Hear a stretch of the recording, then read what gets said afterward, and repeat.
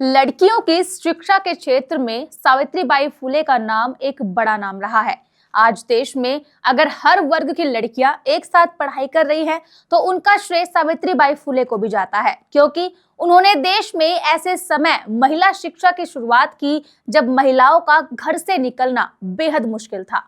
सावित्रीबाई फुले ने महिलाओं को शिक्षा रूपी हथियार देने के संघर्ष में समाज से विरोध किया, अपमान सहा, पत्थर और ना जाने कितना कुछ उन्होंने झेला, तब कहीं जाकर वे महिलाओं को शिक्षा रूपी आभा दे पाई।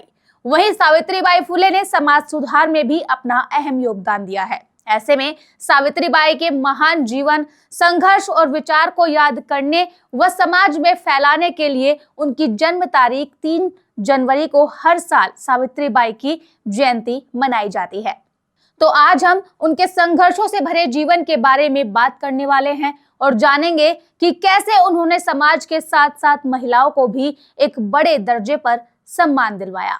नमस्कार, आप देख रहे हैं द हिंदी टॉप। मैं हूं आपके साथ उपासना सिंह। आगे बढ़ने से पहले आप हमारे चैनल द हिंदी टॉप को सब्सक्राइब करें, बेल आइकन दबाना ना भूलें ताकि आप तक पहुंचे हर खबर सबसे पहले।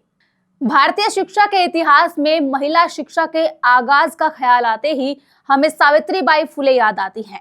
सावित्रीबाई के संघर्ष की शुरुआत भले ही उनकी शादी के बाद हुई थी, लेकिन उनकी सोच जन्म से ही अलग थी। सावित्रीबाई का जन्म 3 जनवरी 1831 को महाराष्ट्र में सतारा जिले के नायगांव में हुआ था। सावित्री की माता का नाम लक्ष्मीबाई और पिता का खंडोजी था। सावित्रीबाई के जन्म का दौर एक ऐसा दौर था जब समाज बड़ी जटिल असमानताओं से लबरेज था। शिक्षा को लेकर समाज की सोच यही थी कि शिक्षा का अधिकार केवल उच्च वर्ग के पुरुषों के लिए है। शिक्षा जैसे प्रकाश के लिए महिला और दलित अयोग्य है। ऐसे में समाज की इस अक्षम्य मानसिकता से सावित्री को भी शुरुआती शिक्षा में वंचित कर दिया गया। वक्त गुजरने के साथ अल्प आयु में ही सन 1840 में सावित्रीबाई फुले की शादी महान समाज सुधारक महात्मा ज्योतिबा फुले से हो गई। शादी की उम्र तक अशिक्षित रही सावित्रीबाई फुले को शादी के उपरांत उनके पति ज्योतिबा फुले ने शिक्षित किया। आपको बता दें कि सिर्फ 9 साल की उम्र में ज्योतिबा फुले की पत्नी बनी सावित्रीबाई फुले शादी के मौके पर निरक्षर थी।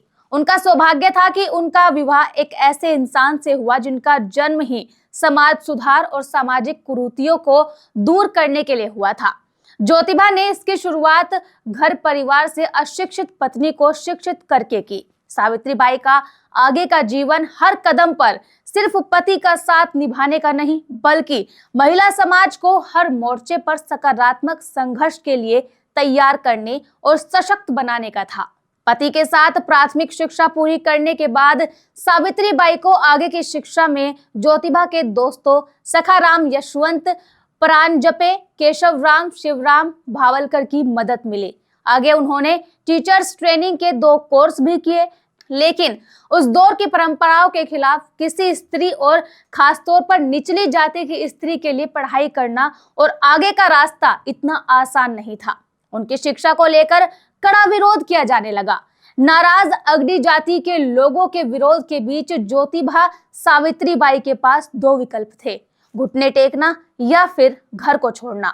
दोनों ने ही 1849 में दूसरे विकल्प को चुना और अपना रास्ता अलग बना लिया। दूसरों को अपने चरण चिन्हों का अनुसरण करने का इतिहास रच दिया। घर छोड़ने के बाद उन्हें किसी ने आसरा नहीं दिया, लेकिन उनके दोस्त उस्मान शेख और उनकी बहन फातिमा बेगम शेख का बड़ा सहयोग मिला, जिसके बाद सावित्रीबाई और फातिमा ने ग्रेजुएशन साथ ही की। इन दोनों ने शेख के घर ही 1849 में पहला स्कूल खोला। 1850 में सावित्रीबाई और ज्योतिबा ने 2 और स्कूल खोले। आगे इस कड़ी में 1852 तक कुल 18 स्कूल शुरू हुए। उस्मान शेख और उनकी बहन फातिमा शेख उन्हें हर मोड़ पर साथ निभाते रहे और उनकी हर चीज में सहायता करते रहे। शुरुआत में पूना में 9 बालिका स्कूल में पहुंची, फिर 25 और आगे वहां के 3 अन्य स्कूलों को मिलाकर 150 बालिकाएं घर से पढ़ने के लिए बाहर निकली। लेकिन ये सब इतना आसान नहीं था। कदम कदम पर प्रतिरोध, स्कूल के रास्ते सावित्रीबाई पर तानों की बरसात होती थी। उन पर सड़े टमाटर, अंडे, गोबर, गंदगी और ना जाने क्या क्या चीजें फेंकी जाती थी।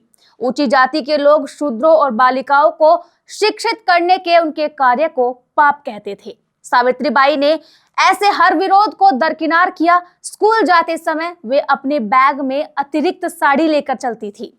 बालिकाओं को स्कूल जाने के लिए प्रेरित करने के लिए फूले ने एक नई पहल की थी। भले ही पैसा कम था, लेकिन मेधावी बालिकाओं के लिए वजीफे का इंतजाम उन्होंने बखूबी किया।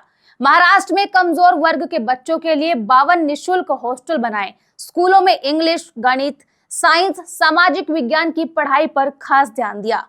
नियमित पेरेंट टीचर्स मीटिंग भी शुरू की।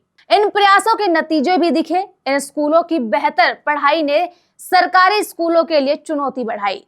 कमजोर और दलित वर्ग की बालिकाओं के दाखिले बढ़े, लेकिन उच्च वर्ण के पुरातन पंथियों ने रास्ते में रुकावट भी खूब डाली। सावित्री ये कहते हुए आगे बढ़ती रही कि आपका विरोध मुझे अपना काम जारी रखने के लिए प्रेरित करता है। सावित्रीबाई की कोशिशें बालिकाओं को शिक्षित करने की कोशिशों तक सीमित नहीं रहे। वे और भी उनके महान पति ज्योतिबा फुले के साथ काम करती गई। सामाजिक विषमता और कुरीतियों को दूर किए बिना दलितों, कमजोरों के जीवन का अंधियारा दूर नहीं हो सकता था।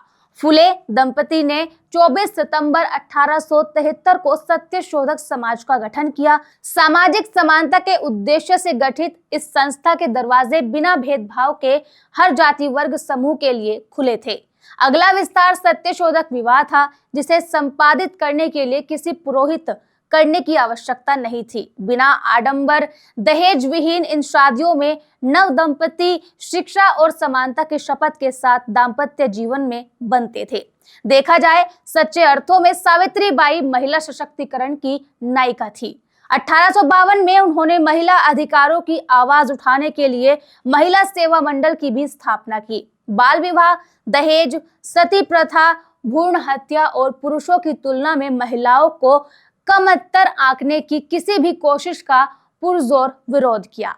विधवा पुनर्विवाह पर भी उन्होंने कड़ा जोर दिया। शारीरिक शोषण की वजह से गर्भवती होने वाली विधवाओं, बलात्कार पीड़ित लड़कियों और अनाथों के संरक्षण के लिए आश्रम स्थापित किए। सार्वजनिक कुओं से पानी लेने पर दलितों पर लगी रोक का भी उन्होंने जमकर विरोध किया।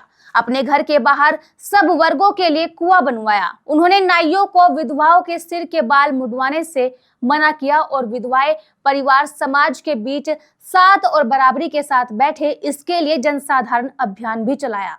आपको बता दें कि महाराष्ट्र में 1875-1877 के अकाल के दौरान सावित्रीबाई की अगुवाई में सत्यशोधक समाज के कार्यकर्ताओं ने व्यापक पैमाने पर भूख प्यास से मरने वाले लोगों की मदद की भरपूर कोशिश की। 1896 में महाराष्ट्र एक बार फिर अकाल की चपेट में था। सावित्रीबाई ने फिर से अपने सहयोगियों के साथ पीड़ितों की मदद में जुटी रही।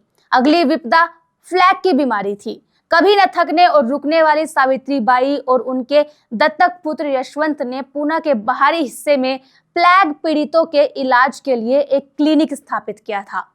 सावित्रीबाई को जब पता चला कि पांडुरंग बाबाजी गायकवाड़ का पुत्र प्लेग की चपेट में आ गया है, वे फौरन ही वहां पहुंची और बीमार बच्चे को अपनी पीठ पर लेकर क्लिनिक पहुंच गई।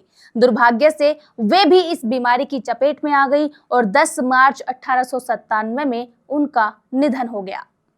3 जनवरी 1831 को जन्मी सावित्रीबाई ने जीवन के हर मोड़ पर ऐसे प्रेरक कार्य किए जिनके कारण वे आज भी याद की जाती हैं। 18 नवंबर 1890 को पति ज्योतिबा गोविंद राव के निधन के बाद दत्तक पुत्र यशवंत और परिवार के अन्य सदस्यों के बीच कौन दाह संस्कार करे, इसे लेकर विवाद था। सावित्रीबाई आगे बढ़ी और चिता को मुखाग्नि दी।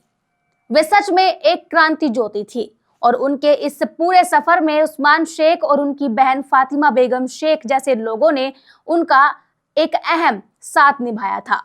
फिलहाल के लिए इस खबर में इतना ही। इस खबर पर अपनी राय कमेंट में जरूर बताएं और ऐसी ही खबरों के लिए सब्सक्राइब करें द हिंदी टॉप। साथ ही हमें एक्स यानी ट्विटर, फेसबुक और इंस्टा पर भी फॉलो करें।